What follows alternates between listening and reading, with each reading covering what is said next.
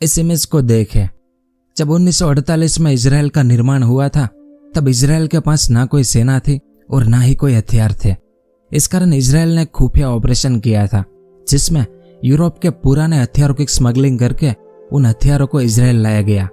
जिस ऑपरेशन को अंजाम देने वाले यही 9 लोग थे। आगे विस्तार से जानेंगे इस बारे में। अब इस दूसरी इमेज को देखें। यह भी अरब इजराइल के पहले युद्ध के समय की इमेज है जिसमें फिलिस्तीनी लोग जो कई सदियों से इस जमीन पर रहते आए थे वो इस युद्ध के कारण अपने पैलेस्टाइन को छोड़कर दूसरे देशों में पलायन करने लगे। असल में इस युद्ध के चलते कुछ 8 से 9 लाख फिलिस्तीनी लोग इजराइल छोड़कर दूसरे देशों में चले गए थे, जिनमें से एक परिवार की इमेज है। आगे विस्तार से जानेंगे इस बारे में भी।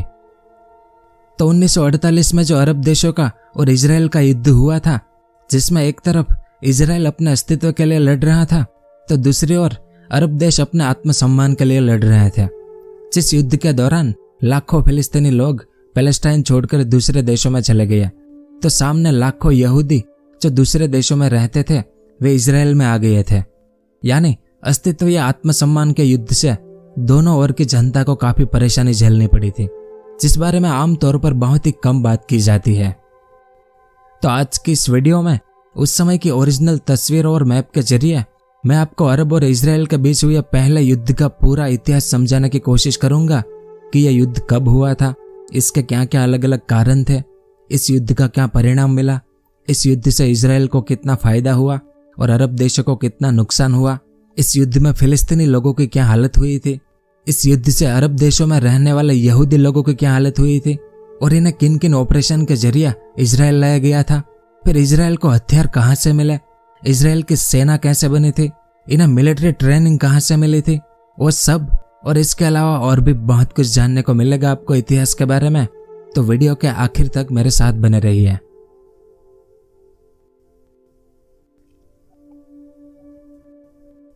अब इससे पहले की वीडियो में इजराइल का निर्माण कैसे हुआ था उसका पूरा इतिहास हमने विस्तार से जाना कि 3000 साल पहले इस भाग पर यहूदी धर्म की स्थापना हुई और किंगडम ऑफ इजराइल बना। फिर बार बार रोमन हमलों के कारण यहाँ के यहूदी लोग दुनिया के अलग अलग हिस्सों में जाकर बस गए, लेकिन जहां पर भी ये यहूदी लोग गए वहां उन पर अत्याचार हो रहे थे। इस कारण 1850 के बाद चायोनिस्ट संस्था का निर्माण किया यहूदी लोगों ने और संकल्प लिया कि हम यहूदी लोगों का एक अलग देश बनाएंगे, जिसके लिए इस संस्था ने पहले विश्व युद्ध के दौरान ब्रिटेन की मदद ली और ब्रिटेन ने आलिया यानी दुनिया भर के लाखों यहूदी लोगों को पैलेस्टाइन में आने दिया। और दूसरे विश्व युद्ध के बाद यूनाइटेड नेशंस ने पैलेस्टाइन का बंटवारा करके ये सफेद कलर वाला भाग इजराइल को दिया और ये ग्रीन कलर वाला भाग पैलेस्टाइन को दिया और इस ऐतिहासिक शहर यरूशलेम को यूनाइटेड नेशंस के कंट्रोल में रखा गया। तो इस तरह से 14 मई 1948 के दिन इजराइल का निर्माण हुआ था, जिस बारे में हमने पिछली वीडियो में विस्तार से जाना था। तो इस दौरान फिलिस्तीनी लोगों ने कई बार कहा कि हजारों सालों से यहूदी लोगों पर अत्याचार करने वाले यूरोप के लोग थे और अब अगर आप यहूदी लोगों का भला करना चाहते हो तो इन्हें यूरोप में एक अलग देश बना कर दो, यहाँ अरब में नहीं। लेकिन इसके बावजूद अरब के पैलेस्टाइन देश में इजराइल का निर्माण हुआ, जो पैलेस्टाइन के लोगों के साथ अरब देशों को भी बिल्कुल पसंद नहीं आया। इस कारण जिस दिन इजराइल का निर्माण हुआ 14 मई 1948 के दिन, उसी दिन दोपहर के बाद इस इजिप्ट, इस जॉर्डन, ये सीरिया और ये इराक जो कि सभी अरब देश थे, इन सब ने मिलकर एक नवजात देश इजराइल पर आक्रमण किया चारों ओर से। इसमें पर्दे के पीछे ये सऊदी अरब, ये अमन, ये लेबनान और ये सूडान भी इन अरब देशों के साथ मिले हुए थे। यानी एक तरह से एक साथ 8 देशों ने इस छोटे से इजराइल पर हमला कर दिया। अब इजराइल यानी दुनिया में यहूदी लोगों का एकमात्र देश जो कई सदियों की प्रताड़ना के बाद यहूदी लोगों को वापस मिला था, तो अब इसे किसी भी कीमत पर खोना नहीं चाहते थे। इस कारण इजराइल की सभी यहूदी बस्तियों में, इस सफेद कलर के एरिया में जो यहूदी लोग रहते थे, उन बस्तियों में ऐलान कर दिया गया कि चाहे कुछ भी हो जाए हम अपनी बस्तियों को छोड़कर भागेंगे नहीं और जी जान से अरब सेना का मुकाबला करेंगे। इस कारण यहूदी सेना का पहला मिशन अरब सेनाओं के खिलाफ डटे रहना और अरब सेना को आगे बढ़ने से रोकना था। लेकिन अभी तक इजराइल के पास अपनी कोई सेना नहीं थी। उनके जो सुरक्षा संगठन थे, हगाना, इरगुन और लेही, इन्होंने शुरू में अरब सेना का मुकाबला किया, लेकिन इनकी संख्या बहुत कम थी। इस कारण शुरू में अरब सेना आगे भी बढ़ी और कई यहूदी लोगों को अपनी जान भी गंवानी पड़ी, क्योंकि इजराइल के पास ना कोई सेना थी, ना कोई वायुसेना थी और ना ही कोई नौसेना थी। ऐसे में दुनिया को लग रहा था कि एक बार फिर से इजराइल का नामो निशान मिट जाएगा, लेकिन इतिहास को कुछ और ही मंजूर था। अब ब्रिटेन, जिसका इस इजराइल और पैलेस्टाइन वाले भाग पर कब्जा था अभी तक, वो 15 मई के दिन पैलेस्टाइन को उनके हाल पर छोड़कर निकल गया। इस कारण अब दुनिया भर के यहूदी लोगों को इजराइल में आने से रोकने वाला अब कोई नहीं था, क्योंकि पिछली वीडियो में हमने जाना था कि 1939 में ब्रिटेन ने व्हाइट पेपर निकाला था, जिसके मुताबिक यहूदी लोगों का इजराइल में पलायन यानी आलिया पर रोक लगा दी गई थी। लेकिन 1948 में ब्रिटेन के जाने के बाद दुनिया भर के यहूदी फिर से इजराइल में आने लगे, और जिनमें से जो यहूदी दूसरे विश्व युद्ध में लड़े थे वो लोग अपने साथ हथियार भी ला रहे थे, और ये सब इजराइल के हगाना संगठन में शामिल होने लगे। यानी ये हगाना संगठन अचानक एक सेना के रूप में तब्दील होने लगा। और ऊपर से युद्ध शुरू होने के 11 दिन बाद यानी 26 मई 1948 के दिन इजराइल ने IDF की स्थापना की। यह उसकी इमेज है, जिसमें सभी यहूदी सुरक्षा संगठनों को जैसे हगाना, इरगुन और लेही को मिलाकर इजराइल की सेना का निर्माण किया गया, और इसमें सिर्फ पुरुष ही नहीं बल्कि इजराइल की महिलाएं भी शामिल हुई। अब यहाँ पर आपके मन में सवाल आया होगा कि इन यहूदी लोगों को जो दुनिया के अलग अलग हिस्सों से आए थे, क्या उन्हें युद्ध लड़ना आता भी था या नहीं, और अगर आता था तो किसने सिखाया था? असल में साल 1882 से यहूदी लोग इजराइल में आना शुरू हो गए थे, लेकिन दूसरे विश्व युद्ध के बाद यानी साल 1945 के बाद लाखों की संख्या में यहूदी लोग जब इजराइल में प्रवेश कर रहे थे, तब पैलेस्टाइन के अरब लोगों ने विद्रोह शुरू कर दिए थे। इस कारण डेविड बेन गुरियन, यह उनकी इमेज है। ये उस समय के प्रमुख नेता थे यहूदी लोगों के, और इन्होंने साल 1946 में एक आदेश पारित किया कि यहाँ आने वाले हर एक यहूदी पुरुष और महिलाओं को मिलिट्री ट्रेनिंग लेनी पड़ेगी। यानी जो यहूदी इस जमीन पर आ रहे थे उन्हें सैन्य शिक्षा लेना कंपलसरी था। तो जब तक में युद्ध शुरू हुआ 1948 में, तब तक में हजारों यहूदी पुरुष और महिलाओं को मिलिट्री ट्रेनिंग मिल चुकी थी, जो 26 मई के दिन इजराइल में IDF की स्थापना के बाद इजराइल की सेना में शामिल हो गया। इसके अलावा जब 1946 में यहूदी लोगों को मिलिट्री ट्रेनिंग दी जा रही थी, तब हथियारों के बिना मिलिट्री ट्रेनिंग देना असंभव था। इस कारण यहूदी अमीर लोगों ने ऑपरेशन बालाक को अंजाम दिया था, जिसके तहत दूसरे विश्व युद्ध के बाद जो हथियार, जिसमें एयरफोर्स के लड़ाकू विमान, मिलिट्री टैंक, मशीन गन और बम जैसे कई हथियार जो यूरोप में बच गए थे, उन सबको इजराइल ने कम कीमत में या आधी कीमत में खरीदना शुरू किया, और ऑपरेशन बालाक के जरिए इन हथियारों का स्मगलिंग करके इजराइल लाया गया। और ये ऑपरेशन बालाक 3 महीने तक चला था, जिसे अंजाम देने वाले गोर्डन लेविट थे। यह उनकी इमेज है। तो इन 3 महीनों के दौरान लेविट टनों हथियार, हजारों गोला बारूद, सैकड़ों विमान और कई टैंक हवाई मार्ग से इजराइल लाए थे, जिसे सफल बनाने में 9 यहूदी लोगों का बहुत बड़ा योगदान था। तो इसके बाद यहूदी लोगों को इन हथियारों का इस्तेमाल करने की ट्रेनिंग दी गई 1946 में। तभी तो 1948 में इजराइल अपनी खुद की सेना बना पाया IDF, जिसे अब अरब सेना से लड़ना था। अब जिन अरब देशों ने इजराइल पर हमला किया था, उसमें सबसे बड़ी सेना इस इजिप्ट की थी, जिसने यहाँ दक्षिण से इजराइल पर हमला किया था। इस इमेज में आप देख सकते हैं, इजिप्ट की सेना है जो आगे बढ़ते हुए इजराइल की राजधानी तेल अवीव की तरफ जा रही थी।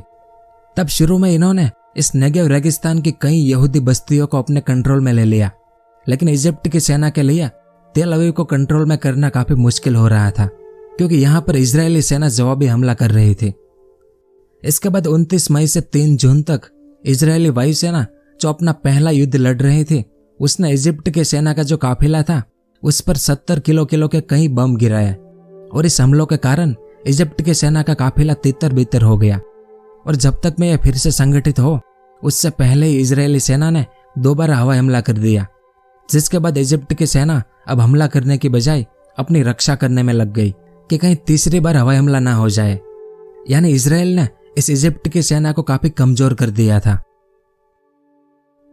अब इस इमेज को देखें, यह लेट्रन का किला है जो इस मैप में यहाँ पर है, यरूशलेम के पास। तो इस किले को लेकर इजरायली सेना और जॉर्डन की सेना 24 मई से 18 जुलाई तक यानी लगभग 2 महीने तक लड़ी, जिसे बैटल ऑफ लेट्रन कहते हैं, जिसमें इजरायली सेना को काफी हानि उठानी पड़ी। और इनके 500 से ज्यादा सैनिक शहीद हो गए और आखिर में जॉर्डन की सेना ने इस किले पर कब्जा भी कर लिया। अब यहाँ पर जो प्राचीन यरूशलेम शहर है वो ना अरब का था और ना ही इजराइल का। यह शहर यूनाइटेड नेशंस के कंट्रोल में था। यह उस शहर का मैप है जिसमें इस ब्लू कलर वाले भाग में यहूदी लोग रहते थे जो वेस्ट यरूशलेम है, और इस ग्रीन कलर वाले भाग में फिलिस्तीनी लोग रहते थे जो ईस्ट यरूशलेम है। अब वेस्ट यरूशलेम में यहूदी लोगों के लिए खाना पीना, दवाइयाँ और जरूरी चीजें इजराइल के इस भाग से आती थी, लेकिन जॉर्डन की सेना ने यहाँ लेट्रन किले को कब्जाने के बाद यहूदी लोगों की जरूरी आपूर्ति को बंद करवा दिया, जिसके बाद एक तरफ वेस्ट यरूशलेम में भोजन और दवाइयों की भारी कमी हो गई, तो दूसरी ओर अरब सेना ने वेस्ट यरूशलेम पर हजारों गोले दागे, जिसके बाद 19 मई से बैटल ऑफ यरूशलेम शुरू हुई। लेकिन यहाँ से भी अरब सेना ने इजरायली सेना को भगा दिया, जिसके बाद वेस्ट यरूशलेम में रहने वाले सभी यहूदियों को भी यहाँ से भागना पड़ा। कईयों की मौत हो गई तो कईयों को हिरासत में लिया गया, यानी इसमें भी इजराइल को हार का सामना करना पड़ा और ऊपर से यरूशलेम को भी इन्होंने गंवा दिया। फिर 25 मई के दिन यहाँ ऊपर की ओर से इराक की सेना इस जेनिन से होते हुए इस तुलकर्म तक पहुंच गई, लेकिन इजरायली सेना के जवाबी हमलों के बाद तुलकर्म तो इजराइल ने आजाद करा लिया, लेकिन जेनिन को इजराइल आजाद नहीं करा पाया। इसे बैटल ऑफ जेनिन कहते हैं। और इस ऊपर के भाग पर सीरिया की सेना ने भी कई हमले किए, जिसमें कभी सीरिया तो कभी इजराइल जीतता था। तो कुछ इस तरह से पहले अरब इजराइल युद्ध की शुरुआत हो चुकी थी। अब युद्ध के शुरुआती दिनों में इजराइल के पास लड़ाकू विमानों की भारी कमी थी, फिर भी इजराइल की वायुसेना ने अरब ठिकानों पर कई छोटे मोटे हमले किए, लेकिन इससे ज्यादा कुछ फर्क नहीं पड़ा। इस कारण इसके बाद इजराइल ने चेकोस्लोवाकिया से कई लड़ाकू विमान मंगाए और इजरायली वायुसेना में लड़ने के लिए कई पायलटों को विदेशों से भाड़े पर बुलाया गया, जिसमें दूसरे विश्व युद्ध के कई दिग्गज पायलट भी शामिल थे। इसके अलावा युद्ध की शुरुआत में इजरायली नौसेना का कोई अस्तित्व नहीं था, क्योंकि जिस देश का निर्माण जिस दिन हुआ हो और उसी दिन उसे युद्ध में उतरना पड़े, तो आप समझ सकते हैं कि उस देश की क्या हालत हुई होगी। लेकिन फिर भी इजराइल धीरे धीरे मैनेज कर रहा था। पहले इन्होंने सेना का निर्माण किया, फिर वायुसेना का निर्माण किया और अब बारी थी नौसेना की। तो 1948 से पहले ब्रिटेन आलिया यानी यहूदी लोगों को इजराइल लाने के लिए जिन 3 जहाजों का इस्तेमाल करता था, वो तीनों जहाज अब इस हाइफा बंदरगाह पर बंधे हुए थे। लेकिन ब्रिटेन के जाने के बाद इजराइल ने इन जहाजों की मरम्मत करवाकर इन्हें बम और हथियारों से लैस किया, जिसके बाद ये हाइफा इजरायली नौसेना का मुख्य अड्डा बन गया और दूसरे विश्व युद्ध में लड़ने वाले यहूदी नौसैनिकों ने इसकी बागडोर संभाली। यानी युद्ध के 2-3 महीनों बाद अब इजराइल अपनी सेना, वायुसेना और नौसेना बनाने में सफल हो गया था। खैर, तो दूसरे विश्व युद्ध के बाद यूनाइटेड नेशंस बनाया गया, जिसका काम दुनिया में शांति बनाए रखना है। तो यूनाइटेड नेशंस ने इस युद्ध में पहला युद्ध विराम करवाया 11 जून के दिन, ताकि कोई शांति समझौता हो पाए दोनों के बीच, जिसमें हथियारों का इस्तेमाल करने पर, हथियारों की आयात करने पर, सेनाओं की संख्या बढ़ाने जैसे कई चीजों पर प्रतिबंध लगाए गए। लेकिन इस युद्ध विराम के दौरान इजराइल अपने लोगों को मिलिट्री ट्रेनिंग देकर अपनी सेना का काफी विस्तार करने लगा। इजराइल ने हथियारों की बड़े पैमाने पर आयात करके अपनी सेना को मजबूत करने की कोशिश भी की, क्योंकि इजराइल की सेना ने युद्ध विराम के दौरान लगभग 65,000 लोगों को सेना में भर्ती करके अपनी सैन्य शक्ति को डबल कर दिया। और सामने अरब सेना भी कई नए नए सैन्य सुधार करने लगी, जो युद्ध विराम की शर्तों का सीधा उल्लंघन था। यानी किसी भी पक्ष ने युद्ध विराम का सम्मान नहीं किया। दूसरी ओर यूनाइटेड नेशंस ने कई प्रस्ताव रखे दोनों पक्षों के सामने, लेकिन दोनों पक्षों ने यूनाइटेड नेशंस के सभी प्रस्तावों को खारिज कर दिया और लगभग 28 दिन बाद यानी 8 जुलाई के दिन पहले युद्ध विराम को खत्म कर दिया गया और फिर से युद्ध शुरू हो गया, यानी इस युद्ध का दूसरा चरण। असल में 8 जुलाई के दिन इजिप्ट की वायुसेना ने इजराइल की राजधानी तेल अवीव पर हमला करके युद्ध को फिर से शुरू किया, लेकिन इजराइल ने जवाबी हमला करके इजिप्ट को तेल अवीव से भगा दिया। और अभी तक इस तेल अवीव और इस गाजा के कुछ कुछ बस्तियों पर इजिप्ट का जो कब्जा था, उन्हें भी इजराइल ने आजाद करा लिया। जिसके बाद इस नीचे वाला दक्षिण भाग में यानी इस नेगेव रेगिस्तान वाले इलाके में इजरायली सेना ने कई बार हमले किए, क्योंकि यहाँ पर बहुत सारे फिलिस्तीनी लोगों के गांव थे, जिस दौरान इजरायली सेना ने यहाँ के फिलिस्तीनी लोगों को भगा दिया और उनके घरों को भी नष्ट कर दिया। इस इमेज में आप देख सकते हैं। फिर 12 जुलाई को इजिप्ट ने दूसरा हमला किया, यहाँ के फिलिस्तीनी लोगों को बचाने के लिए। लेकिन इजरायली सेना ने इजिप्ट के सैकड़ों सैनिकों को मारकर इजिप्ट को फिर से यहाँ से भगा दिया, जिसके बाद 14 जुलाई के दिन इजिप्ट ने तीसरी बार हमला किया, लेकिन इस बार भी उनके सैकड़ों सैनिक शहीद हो गया। इस कारण इस लड़ाई के बाद इजिप्ट को एहसास हो गया कि अब इजराइल को मिटाना संभव नहीं है। इस कारण इसके बाद इजिप्ट ने एक भी हमला नहीं किया इजराइल पर। फिर इसके बाद ये रामल्ला शहर, ये शहर पैलेस्टाइन का था, लेकिन इस बार इजराइल ने इस पर हमला करके सैकड़ों अरब सैनिकों को यहाँ मार दिया और इस शहर को इजराइल ने अपने कब्जे में ले लिया। फिर यहाँ से इजराइल ने इस लिड्डा शहर पर भी कंट्रोल कर लिया, जिसके बाद इन दोनों शहरों से सभी फिलिस्तीनी लोगों को भगा दिया गया, जिसके पास कोई भी वाहन नहीं थे भागने के लिए। फिर भी इजरायली सेना ने इन लोगों को निष्कासित करके भगा दिया, जिस दौरान कई फिलिस्तीनी लोग लंबी यात्रा और गर्म धूप के कारण मारे गए थे। तो रामल्ला और लिड्डा को कब्जाने के बाद इजरायली सेना इस तरफ आगे बढ़ते हुए लेट्रन किले की तरफ आई, जिस पर पहले अरब सेना ने कब्जा कर लिया था। लेकिन इस बार इस किले को भी इजराइल ने आजाद करा लिया।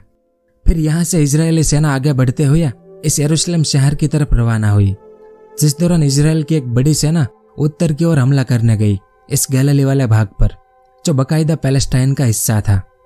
तो 16 जुलाई के दिन इजरायली सेना ने पहले इस नजरेत शहर को कब्जा लिया और इसके अगले 2 दिनों में गैलीली भाग का आधा हिस्सा इजराइल के कब्जे में आ गया। यानी इस बार इजराइल ने बड़े पैमाने पर हमले शुरू कर दिए थे और साथ में पैलेस्टाइन के कई हिस्सों को भी इजराइल ने कब्जा लिया था। लेकिन इस तरफ यरूशलेम की लड़ाई में कोई नतीजा निकले इससे पहले ही यूनाइटेड नेशंस ने 18 जुलाई के दिन दूसरा युद्ध विराम घोषित कर दिया, ताकि कोई शांति समझौता हो और लड़ाई खत्म हो। यानी युद्ध के पहले चरण में अरब सेना हमले कर रही थी और इजराइल अपनी रक्षा कर रहा था, लेकिन दूसरे चरण में इजरायली सेना हमले कर रही थी और इस बार अरब सेना अपनी रक्षा और अपने इलाकों को बचा रही थी। और तभी दूसरा युद्ध विराम हो गया 18 जुलाई के दिन, जिस दौरान यूनाइटेड नेशंस ने दोनों पक्षों के सामने प्रस्ताव रखा कि इस नेगेव रेगिस्तान को विभाजित करके ये वाला हिस्सा जॉर्डन को दिया जाए और इस तरफ वाला इजिप्ट को दिया जाए और ऊपर ये गैलीली वाला हिस्सा इजराइल को दिया जाए और यरूशलेम का कंट्रोल यूनाइटेड नेशंस के पास ही रखा जाए। और युद्ध के बाद जो फिलिस्तीनी पलायन कर गए थे उन सभी फिलिस्तीनी लोगों को वापस बुलाया जाए और उन्हें मुआवजा भी दिया जाए।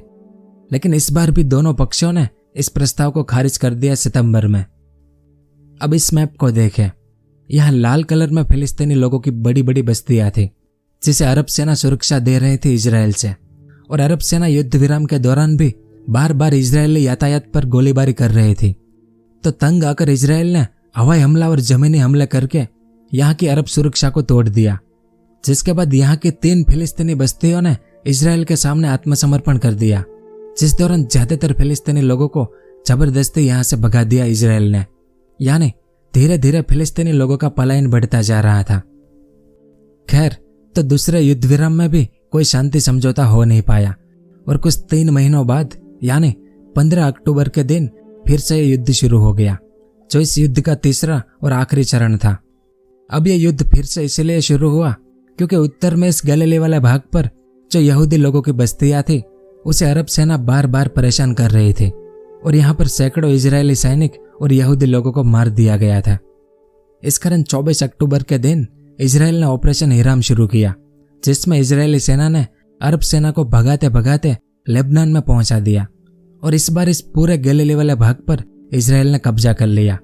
ये पूरा ऑपरेशन कुछ 3 दिन तक चला था, जिस दौरान अरब सेना के 400 सैनिक शहीद हो गया और कुछ 500 अरब सैनिकों को इजराइल ने बंदी बना लिया।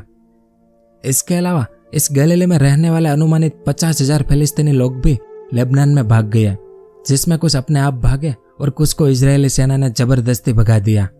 लेकिन यहाँ पर इजराइल ने उन फिलिस्तीनी गांवों को रहने दिया जो इस गैलीली के भाग पर शांति से रह रहे थे और इजराइल के नागरिक भी बन गए थे। फिर अगले महीने यानी नवंबर 1948 में इजराइल ने पूरी अरब सेना को इस गैलीली से भगाकर इस लेबनान में 8 किलोमीटर दूर तक भेज दिया, जिस दौरान इजरायली सेना ने इस लेबनान के भी 13 गांवों पर कब्जा कर लिया था। यानी इस पूरे गैलीली भाग पर जो कायदे से पैलेस्टाइन का हिस्सा था बंटवारे के समय पर, उस पर अब इजराइल ने कब्जा कर लिया। फिर इसके बाद अब बारी थी इस दक्षिण इजराइल को आजाद कराने की, यानी इस नेगेव रेगिस्तान वाले भाग की। तो अक्टूबर में ही इजरायली सेना ने ऑपरेशन योआव शुरू किया, जिसका लक्ष्य पूरे नेगेव को जीतना था, क्योंकि यूनाइटेड नेशंस ने इससे पहले प्रस्ताव रखा था कि नेगेव को विभाजित करके आधा जॉर्डन को और आधा इजिप्ट को दे दिया जाए, जो इजराइल के लिए एक चिंता का विषय था। इस कारण इजराइल जल्द से जल्द इस पूरे नेगेव को आजाद कराना चाहता था। तो ऑपरेशन योआव के दौरान हुए हमलों से इजिप्ट की स्थिति कमजोर होती चली गई, क्योंकि इजराइल ने पहले इजिप्ट की सेना को चकनाचूर किया, फिर इजिप्ट की नौसेना पर बमबारी करके इन्हें भी समुद्र से दूर खदेड़ दिया। फिर 22 दिसंबर के दिन इजराइल ने ऑपरेशन होरेव शुरू किया, जिसका लक्ष्य इस नेगेव से पूरी इजिप्ट सेना को खदेड़ना था और इजिप्ट को युद्ध विराम के लिए मजबूर करना था। तो 5 दिनों की लड़ाई के बाद इजराइल ने नेगेव के इस भाग को आजाद करा लिया और इजिप्ट की सेना को भी यहां से भगा दिया। लेकिन इजरायली सेना यहां पर नहीं रुकी। इजरायली सेना ने यहां से इजिप्ट के मुख्य भाग इस सिनाई प्रायद्वीप में घुस गई और इसके कुछ भागों पर भी इजराइल ने कब्जा कर लिया। लेकिन इसके बाद अमेरिका और ब्रिटेन के दबाव के कारण 2 जनवरी 1949 के दिन इजरायली सेना इस सिनाई प्रायद्वीप से वापस आकर इस गाजा पट्टी की सीमा पर तैनात हो गई। इस कारण इसके बाद 7 जनवरी के दिन इजिप्ट इजराइल के साथ युद्ध विराम पर बातचीत करने के लिए सहमत हो गया, जिसके बाद इजरायली सेना ने इस गाजा पट्टी को भी वापस इजिप्ट को दे दिया। यानी नेगेव का इस तरफ का पूरा भाग इजराइल ने आजाद करा लिया इस गाजा पट्टी को छोड़कर। लेकिन इस तरफ वाला भाग अभी भी आजाद कराना बाकी था, जिस पर जॉर्डन का कब्जा था। तो 5 मार्च के दिन ऑपरेशन ऊदा शुरू किया गया और 10 मार्च तक में इजरायली सेना ने इस दक्षिणी नेगेव को भी आजाद करा लिया। और यहाँ इलियट में इजरायली सेना ने अपना झंडा भी लहरा दिया। यह उसकी इमेज है। और यहाँ पर झंडे को लहराने की इसी घटना को ही पहले अरब इजरायल युद्ध का अंत माना जाता है। तो इस तरह से इजराइल ने जो पहले खोया था वो तो वापस पा लिया, लेकिन जो उनका नहीं था उसे भी थोड़ा बहुत अपने अधीन कर लिया। तो अब बात करते हैं इस युद्ध के परिणाम की, यानी आफ्टरमैथ की। तो 1949 में एक युद्ध विराम समझौता हुआ, जिसे 1949 आर्मिस्टिक एग्रीमेंट भी कहते हैं। तो 23 फरवरी के दिन इजराइल ने इस लेबनान के साथ शांति समझौता किया। फिर 24 फरवरी के दिन इजिप्ट के साथ शांति समझौता हुआ। फिर 3 अप्रैल को इस जॉर्डन के साथ और 20 जुलाई को सीरिया के साथ इजराइल ने शांति समझौता करके इस युद्ध को खत्म किया। अब इस मैप को देखें। युद्ध से पहले यह ब्लू कलर वाला भाग इजराइल का था और यह पिंक और ग्रीन कलर वाला भाग पैलेस्टाइन का था।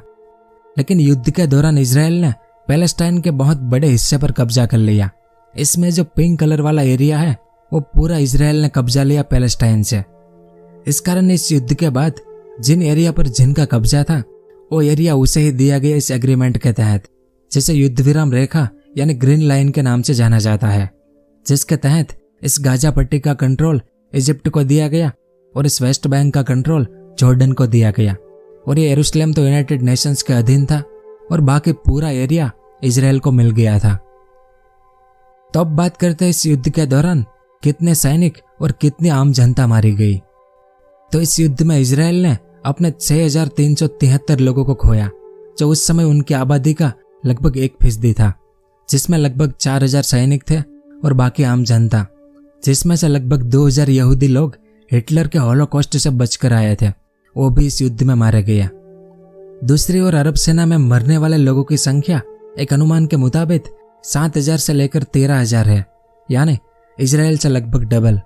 असल में अरब देशों के पास इसके कोई सटीक आंकड़े नहीं है कि इन्होंने अपने कितने सैनिक और कितने लोग खोए। फिर बात करते हैं इस युद्ध से पैलेस्टाइन और उनके लोगों को कितना नुकसान हुआ। तो 1948 के अरब इजराइल युद्ध के दौरान लगभग 7,50,000 के आसपास फिलिस्तीनी लोग अरब देशों में या तो भाग गए या उन्हें जबरन भगाया गया। और फिलिस्तीनी लोगों के इस विस्थापन को नकबा के नाम से जाना जाता है। और आज भी इतने सालों बाद भी इन फिलिस्तीनी लोगों की हालत वैसी की वैसी ही है जैसे इस युद्ध के बाद हुई थी। असल में 1946 में यानी पैलेस्टाइन के विभाजन से पहले पैलेस्टाइन में फिलिस्तीनी लोगों की आबादी 11,43,326 थी। लेकिन 1948 में युद्ध के बाद फिलिस्तीनी पलायन के कारण इनकी आबादी इजराइल में लगभग 1,54,000 ही बची थी, जो इजराइल में रह गए थे और इजराइल के नागरिक बन गए थे। बाकी सब दूसरे अरब देशों में पलायन कर गया, जहां पर ये लोग शरणार्थी शिविरों में रहते हैं। इस इमेज में आप देख सकते हैं। और ये लोग जिन अरब देशों में शरणार्थी बनकर गए हैं, वो अरब देश भी इन लोगों को अपने देश के नागरिक बनाने से इनकार करते हैं, क्योंकि ये अरब देश चाहते हैं कि इन फिलिस्तीनी लोगों को वापस इजराइल में रहने की अनुमति दी जाए। लेकिन अभी तक ऐसा कुछ भी हुआ नहीं है। इस कारण आज फिलिस्तीनी शरणार्थियों की संख्या इन सभी अरब देशों में मिलाकर 50 लाख के आसपास हो गई है, जो इजराइल और फिलिस्तीनी क्षेत्रों के बाहर रहते हैं। इस मैप में आप देख सकते हैं, जितने ये लाल कलर के डॉट्स हैं वो सभी फिलिस्तीनी शरणार्थियों के कैंप हैं, जो सीरिया, लेबनान, जॉर्डन, सऊदी अरब और इजिप्ट में बने हुए हैं। इस कारण तो फिलिस्तीनी शरणार्थी और उनकी वापसी का मुद्दा आज इजराइल और अरब देशों का सबसे बड़ा मुद्दा बन गया है। और आखिर में बात कर लेते हैं आलिया यानी बाहरी यहूदी लोगों का इजराइल में जो पलायन हुआ था इस युद्ध के दौरान उसकी। तो मई 1948 से 1951 के अंत तक यानी 3 सालों में कुछ 7 लाख नए यहूदी इजराइल में आए थे, जिसके बाद इजराइल में यहूदी आबादी लगभग डबल हो गई थी। अब इन 7 लाख में से 3 लाख यहूदी लोग इन अरब देशों से और 4 लाख यहूदी यहाँ यूरोप से आए थे। और यूरोप से आने वाले यहूदी लोगों को उतनी मुश्किल नहीं हुई जितनी अरब देशों के यहूदी लोगों को इजराइल में आने में मुश्किल हुई थी। असल में अरब देशों में रहने वाले यहूदी लोगों को इजराइल लाने के लिए इजराइल ने एक ऑपरेशन किया था, जिसका नाम ऑपरेशन मैजिक कारपेट था। यह उस ऑपरेशन की एक ऐतिहासिक इमेज है। ये इस यमन के यहूदी लोग थे। असल में इस ऑपरेशन के तहत 49,000 यमन के यहूदियों को इजराइल लाया गया। ये उसकी एक इमेज है। इस तरह से जहाज भर भर कर और हवाई जहाजों से इनको लाया जा रहा था। इसके अलावा सऊदी अरब से 2,000 यहूदियों को और 1 लाख से ज्यादा यहूदियों को इस इराक से इजराइल लाया गया था इस दौरान, क्योंकि युद्ध के दौरान कई अरब देश अपने देश के यहूदी लोगों को बंधक बना रहे थे। इस कारण इन यहूदी लोगों को इजराइल में लाना बहुत जरूरी था और इजराइल इन सबको लेकर भी आया। इसके अलावा यूरोप के जर्मनी, ऑस्ट्रिया और इटली से 2.5 लाख यहूदी और रोमानिया और पोलैंड से 1 लाख से ज्यादा यहूदी इजराइल आए थे। और इस आलिया का यह सिलसिला आगे भी जारी रहता है। तो कुछ इस तरह से अरब देशों का और इजराइल का पहला युद्ध खत्म हुआ था। लेकिन इस युद्ध के बाद भी इजराइल में शांति की स्थापना नहीं हो पाई, क्योंकि इसके बाद इजराइल और फिलिस्तीन का विवाद शुरू हो गया। तो अगली वीडियो में हम इजराइल और फिलिस्तीनी विवाद का पूरा इतिहास जानेंगे। तो ये इतिहास था पहले अरब इजराइल युद्ध का। और आपको ये वीडियो कैसा लगा नीचे कमेंट करके जरूर बताएं। और अगर आपको ये वीडियो पसंद आया हो तो इसे लाइक और शेयर जरूर करें। पूरा वीडियो देखने के लिए आपका बहुत बहुत धन्यवाद।